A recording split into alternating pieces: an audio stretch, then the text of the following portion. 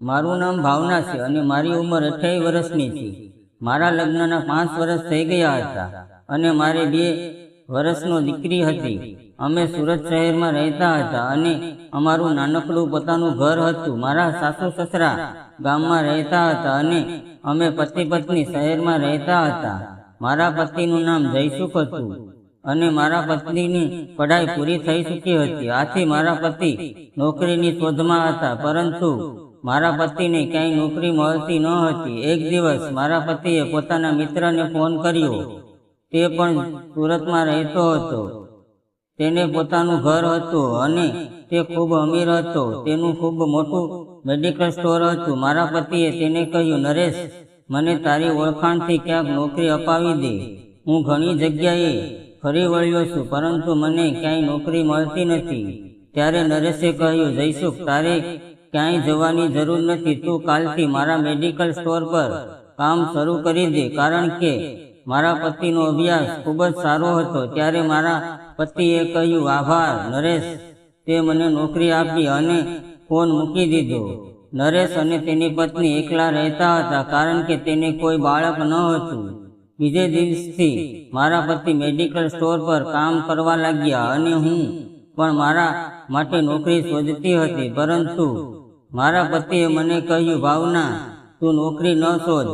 જો તું નોકરી કરવા જઈશ તો આપણી દીકરીને કોણ સંભાળશે? ભાવના, તું ચિંતા ન કર, હવે મને નોકરી મળી ગઈ છે અને મારો મિત્ર મને સારો પગાર આપે છે, એટલે તારે ક્યાંય કામ કરવા જવાની જરૂર નથી। પરંતુ મને લાગતું હતું કે જો અમે બંને કામ કરીએ તો અમારી દીકરીના ભવિષ્ય માટે થોડા પૈસા બચી જશે। આથી હું નોકરીની શોધમાં હતી। એક દિવસ મને એક પાર્લરમાં નોકરી મળી ગઈ અને હું એ કામ માટે તૈયાર થઈ ગઈ, કારણ કે મારો પાર્લર કોર્સ ચાલી રહ્યો હતો। સાંજે જ્યારે પતિ ઘરે આવ્યા ત્યારે મેં તેમને કહ્યું, સાંભળો, મને એક પાર્લરમાં નોકરી મળી ગઈ છે અને મારે રોજ 3-4 કલાક ત્યાં જવું પડશે। મારા પતિએ કહ્યું, અરે પણ આની શું જરૂર છે અને પગાર કેટલો છે? મેં કહ્યું, સાંભળો, પગારની વાત તો તેણે જણાવી જ નથી। ત્યારે મારા પતિએ કહ્યું, તારે આપણી દીકરીની છોડીને બહાર જવાની જરૂર નથી। તને જે જોઈએ તે હું લાવીને આપીશ, તું ઘરે જ પાર્લર શરૂ કરી।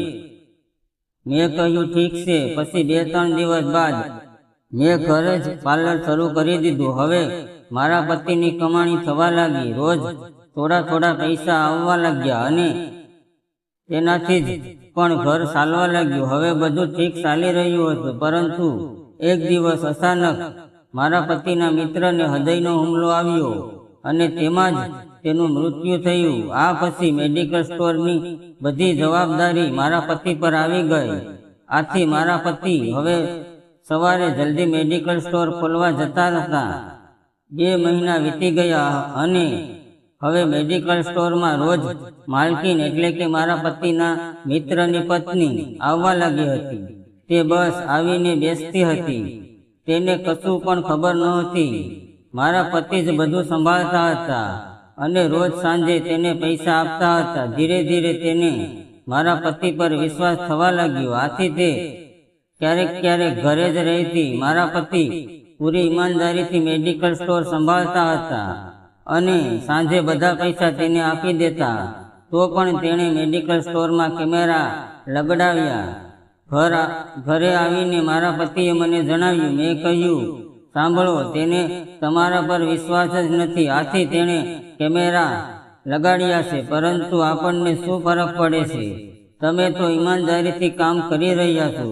આ પછી થોડા દિવસ એમ જ વીતી ગયા। એક દિવસ માલકીન મેડિકલ સ્ટોર પર આવી અને તેણે મારા પતિને બોલાવ્યા। તે બોલી, જયસુખ, તને અહીંયા કામ કરતા ઘણા દિવસો થઈ ગયા છે અને તું ખૂબ ઈમાનદારીથી કામ કરે છો। આથી હું આખું મેડિકલ સ્ટોર તારી હવાલે કરી દઉં છું અને તારો પગાર પણ વધારી દઉં છું। હવે મારા પતિનો પગાર 25,000 થયો હતો।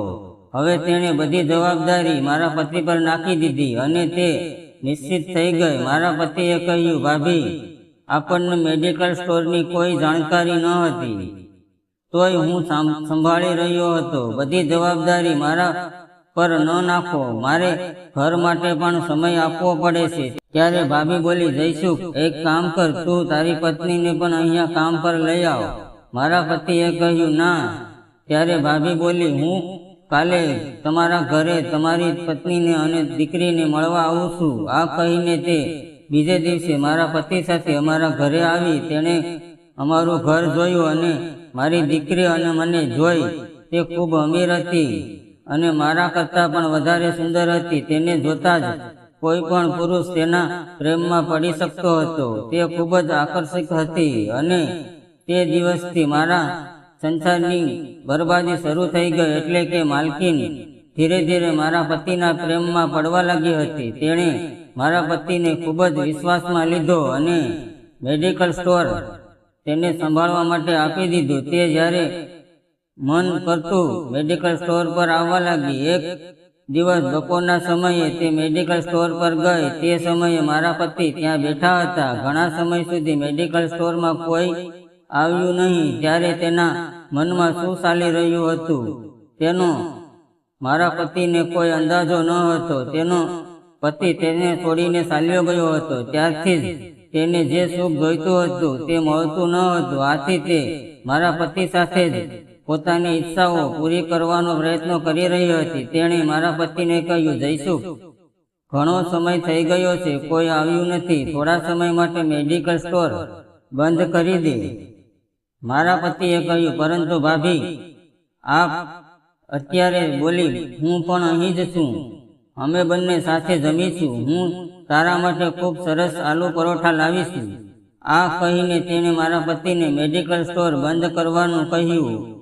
મારા પતિએ અંદરથી મેડિકલ સ્ટોર બંધ કરી દીધું. પછી બંને અંદર જમવા લાગ્યા. જમવાના સમયે તે રાણી જોઈને મારા પતિને સ્પર્શ કરી રહી હતી અને આંખોથી જોઈ રહી હતી, પરંતુ મારા પતિ ધ્યાન ન આપતા તે જમી રહ્યા હતા. જમ્યા પછી મારા પતિએ તેને કહ્યું, ભાભી, હવે તમે ઘરે જાઓ.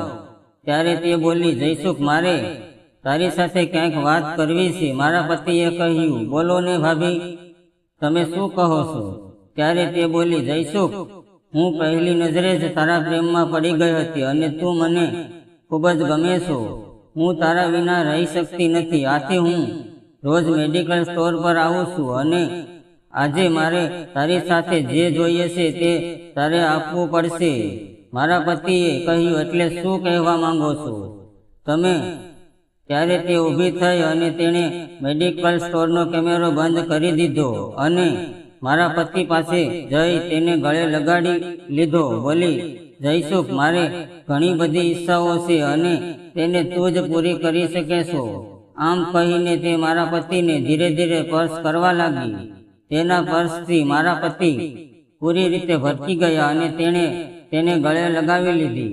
ત્યારે તે બોલી, જયસુખ, મને ખબર હતી કે હું તને ખૂબ ગમું છું, પરંતુ તું કહેતા ડરતો હતો. ત્યારે મારા પતિ તેને બોલ્યા, ભાભી, નરેશના જવા પછી હું તમારા વિશે વિચારું છું અને તમને પ્રેમ કરું છું, પરંતુ જ્યારે મારી પત્ની અને દીકરીનો વિચાર આવે છે ત્યારે મને હું શુભ થઈ જાઉં છું. પરંતુ આજે હું તમારા વિના રહી શકતો નથી. આ કહીને મારા પતિ તેના પ્રેમની વર્ષા કરવા લાગ્યા. હવે સાંજના 5 વાગી ચૂક્યા હતા. પછી બંને ફ્રેશ થયા અને મેડિકલ સ્ટોર ખોલી દીધું. ધીરે ધીરે મેડિકલ સ્ટોરમાં લોકો આવવા લાગ્યા. તે દિવસથી મને રોજ બપોરે સાથે જમવા લાગ્યા. હવે મારા પતિ રોજ રાતે થાકીને ઘરે આવતા હતા અને રાતનું ખાવાનું ખાઈને તરત જ સૂઈ જતા હતા. મારા પતિ મને સમય જ આપતા ન હતા, કારણ કે ઘણા દિવસ થઈ ગયા હતા. મારા પતિ મને તે સુખ પણ આપતા ન હતા જે મને જોઈતું હતું. આથી મને મારા પતિ પર શંકા થવા લાગી. પછી થોડા દિવસ એમ જ વીતી ગયા અને એક દિવસ મેં મેડિકલ સ્ટોર પર જવાનો નિર્ણય લીધો. બપોરે હું ઘરના કામ પૂરા કરી મેડિકલ સ્ટોર પર ગઈ અને હંમેશાની જેમ મેડિકલ સ્ટોર બંધ મળ્યું, પરંતુ હું ત્યાં જ રોકાઈ. ત્યારે મને અંદરથી કંઈક અવાજ સંભળાયો. આથી હું ત્યાં જ બેસીને મેડિકલ સ્ટોર ખુલવાની રાહ જોવા લાગી. 2 કલાક પછી મેડિકલ સ્ટોર ખુલ્યું અને મારા પતિએ મારી સામે જોયું તો તે થોડા ગભરાઈ ગયા અને બોલ્યા, ભાવના, તું અહીંયા શું કરી રહી છે? ત્યારે હું અંદર ગઈ અને જોયું તો માલકીન ખુરશી પર બેઠી હતી અને મારા તરફ જોઈને બોલી, ભાવના, કોઈ કામ હતું? શું? મેં કહ્યું, ના, બસ એમ જ આવી હતી. માલકીન બોલી, બેસ.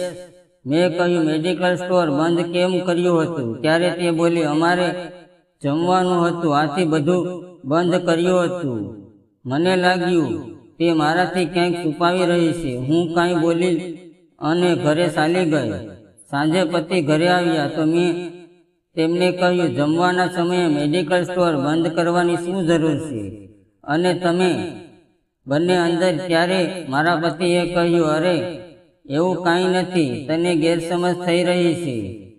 ભાભી ખૂબ સારા છે અને જો તને એવું લાગતું હોય તો તું કાલથી મારી સાથે મેડિકલ સ્ટોર પર આવ.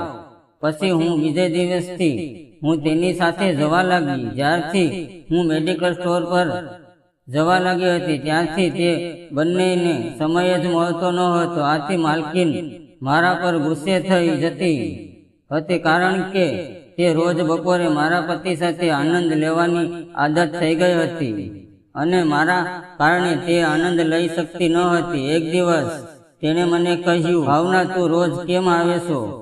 તારું પાર્લર નથી ચાલતું? ત્યારે મને તેના મનની વાત સમજાઈ ગઈ. પછી મેં એક યોજના બનાવી અને બીજે દિવસે ફરી મેડિકલ સ્ટોર પર ગઈ.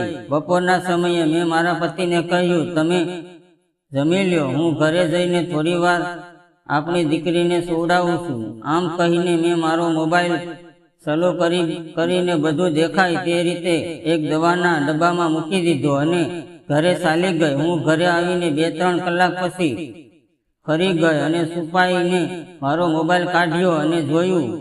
જે મારા મોબાઈલમાં જોયું તે જોઈને મારા પગ નીચેથી જમીન સરકી ગઈ. જેવું મેં વિચાર્યું હતું તેવું જ થયું. હંમેશાની જેમ જમ્યા પછી માલકીન મારા પતિને સ્પર્શ કરવા લાગી. પછી મારા પતિના તેના પર્સથી ભટકી ગયા અને તેને ગળે લગાવતા બોલ્યા, ભાભી, આજે તમે ખૂબ જ સુંદર લાગી રહ્યા છો. આજે આ જોઈને મને મારા પતિ પર ગુસ્સો આવ્યો અને મેં તેને વિડીયો ત્યાં જ મારા પતિને બતાવી દીધો. ત્યારે મારા પતિએ કહ્યું, ભાવના, આ બધું સાચું છે, પરંતુ આમાં મારી કોઈ ભૂલ નથી. હું તને ખૂબ પ્રેમ કરું છું, પરંતુ હું ભાભીની સુંદરતા જોઈને પાગલ થઈ ગયો હતો અને તેનો સ્પર્શ થતાં જ હું મારી જાતને ભૂલી જતો હતો. મેં મારા પતિને કહ્યું, મારે એક ક્ષણ પણ તમારી સાથે રહેવું નથી, મારે છૂટાછેડા જોઈએ. ત્યારે મારા પતિ મારી પાસે માફી માંગવા લાગ્યા અને બોલ્યા, ભાવના, પ્લીઝ આવું ન કર. હું તારા વિના રહી શકતો નથી. હું આજે જ આ નોકરી છોડી દઉં છું. ત્યારે માલકીન પણ મારી પાસે માફી માંગવા લાગી. તે બોલી, ભાવના, મને માફ કરી દે. મારા પતિના જવાબ પછી મને જે સુખ જોઈતું હતું તે મળતું ન હતું. આથી હું તારા પતિને આકર્ષિત કરી રહી હતી અને તેની સાથે આનંદ લઈ રહી હતી. ભાવના, પ્લીઝ મને માફ કર. તું જે કહીશ તે કરવા તૈયાર છું. પછી મેં એક સ્ત્રી હોવાના નાતે તેનું દુઃખ સમજ્યું અને તેને માફ કરી દીધી. હું મારા પતિને ઘરે ચાલી ગઈ. ત્યારે મારા પતિએ મને ગળે લગાવીને કહ્યું, ભાવના, મને માફ કરી દે. હું આજથી કોઈ અન્ય સ્ત્રી તરફ નહીં જોઉં. આ કહીને તે મારા પ્રેમને વર્ષા કરવા લાગ્યા. પછી મેં પણ તેને ગળે લગાવ્યા અને તેનો સાથ આપ્યો. તે દિવસે અમે પતિ પત્ની એકબીજાને બાહોમાં ખોવાઈને અમારી બધી ઈચ્છાઓ પૂરી કરી. આ પછી થોડા દિવસો એમ જ વીતી ગયા અને મારા પતિ એક કંપનીમાં નોકરી કરવા લાગ્યા. તે દિવસથી અમે પતિ પત્ની તે માલકીનનો મોહ પણ જોયું નહીં અને અમારી દીકરી સાથે ખૂબ ખુશ રહેવા લાગ્યા અને એકબીજાને ખૂબ પ્રેમ કરવા લાગ્યા. મિત્રો, જો તમને આ કહાની ગમી હોય તો વિડીયોને લાઈક અને ચેનલને સબસ્ક્રાઈબ જરૂર કરજો. ફરી મળીશું આવતીકાલે નવા વિડીયોમાં. ત્યાં સુધી આવજો. વિડીયો પૂરો જોવા બદલ આપ સૌનો ખૂબ ખૂબ આભાર.